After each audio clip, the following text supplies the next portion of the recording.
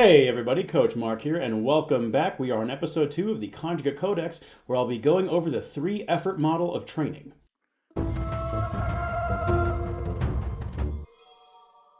I think it is important before doing a super deep dive on every individual facet of the 3-effort method system that we understand we need to take a 10,000 foot in the air perspective and just get a general overview of what it is we're working with. We want to understand what these 3-effort methods are, why they're organized this way, as well as how they all work together to create a cohesive training system. Ultimately, unfortunately, this chapter won't be quite as flashy as the previous one. Last one we talked about, 5G, as well as the Eastern and Western Roman empires. In this one, we just want to think that we are setting guidelines and getting oriented in what we'll be discussing over the next several videos. So let's talk about what the 3 efforts are. And remember that this whole series is based off of more the West Side inspired take on Conjugate, that off-season developmental phase. We want to look at how Louis defined the 3 main efforts and the roles they played in making the best possible powerlifters, and by extension, how it makes a well-rounded athlete for multiple sports. Your 3 efforts are the max effort, dynamic effort, and repetitive effort.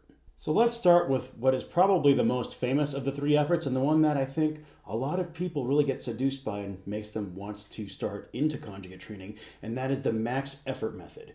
In the Westside system, Louis defines ME as meaning maximal or near maximal loads to help develop absolute strength.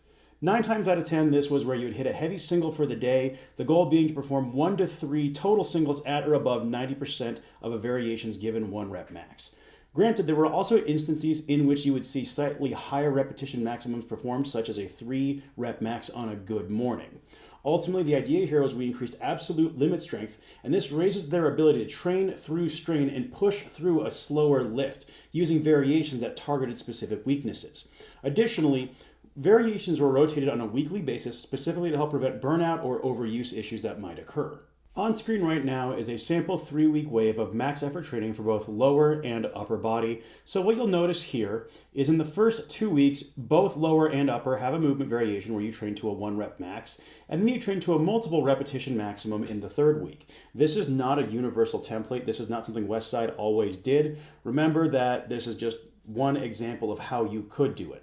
Ultimately, the purpose of max effort was training to strain using variations that attacked a weak link in the lifter. Next up is a very iconic but also highly misunderstood aspect of conjugate training, and that is the dynamic effort method. You could also call this speed work. It was best defined as training with sub-maximal weights but with maximal speed, specifically how to teach explosion through the entire movement. When you coupled this with the use of bands and chains or accommodating resistance, dynamic effort also doubled down on the importance of acceleration while serving as a means of helping control fatigue throughout the week, because 4 max effort sessions a week is a great way to run yourself into the ground. Your kind of becomes bait for injury, and this is apocryphal, but there are some people who said that Louis did this specifically to keep his lifters from trying to train as heavy as possible 4 days a week.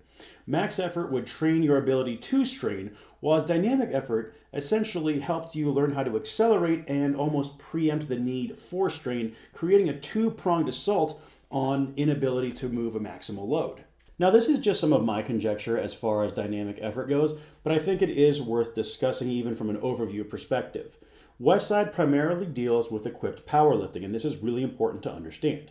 Bands and chains makes the lift more difficult near the top end of the range of motion, which aligns with the resistance curve you would see common in equipped lifting where suits and shirts are the norm. Whereas the gear, what it does is it assists at the bottom of these movements, so for these equipped lifters, most difficulty comes at the top end, hence it overlaps with accommodating resistance. Now, with raw lifters, misses often occur more near the bottom or mid-range of the lift. However, this doesn't mean accommodating resistance is obsolete for the raw lifter. It can still be useful for helping cue bar speed, intent through full range, as well as even improving lockout and top end strength. Now, one application that I personally really like for it is it allows a lifter to feel a heavier weight. So for example, let's say with a squat, if you're doing 315 plus 100 pounds in chain, you're doing a walkout with 405, but then your repetitions themselves will be a little bit lighter. It's sort of a take on the future method where because the lifter has unracked heavier weights than what they are working with, as they continue to progress, it's less of a system shock when the 405 is no longer 315 plus 100 in chains, but actually 405 in terms of straight weight.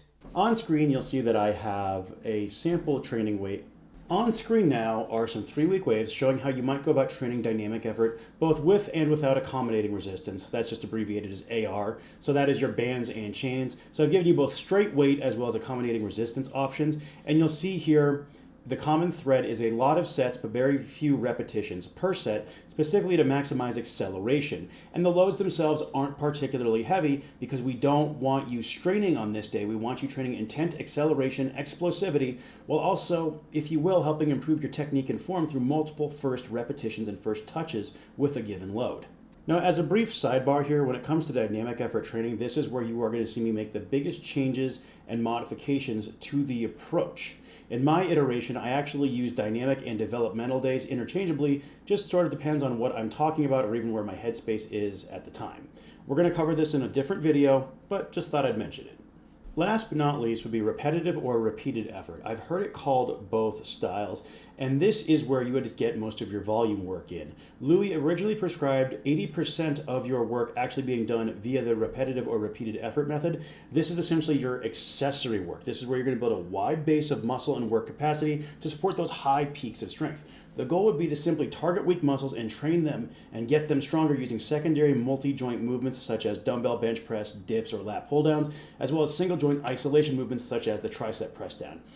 Essentially, you could almost look at this as bodybuilding training. Now, when you put all three of the efforts together and train them concurrently, what they do is aim to improve a lifter across multiple dimensions, including the ability to strain through a hard lift, the ability to accelerate with intention through a lift's full duration, and the muscularity to support the heavier lifts, because your repetitive effort work was done both days after dynamic effort as well as after maximal effort training. And in training all three of these aspects through a single week, Louis developed a system that developed strength, speed, and size all at once, all year round. So that about wraps up today's video regarding what Louis' iteration of the West Side model is, as well as the 3 effort methods and why this concurrent structure really laid down the foundation for long-term progress. In the next chapter, we're going to progress to talking about definition as well as adaptation and walk through how I've adjusted these various efforts within my own coaching framework. Additionally, I'll also be citing the 3 biggest influences in my approach as well, and recognizing that dynamic effort is where I make the biggest changes to the Conjugate system. That's where I'm also going to start the 3 effort individual video series. So I'll catch you folks in the next video. Hope you're having a great day and learned something useful.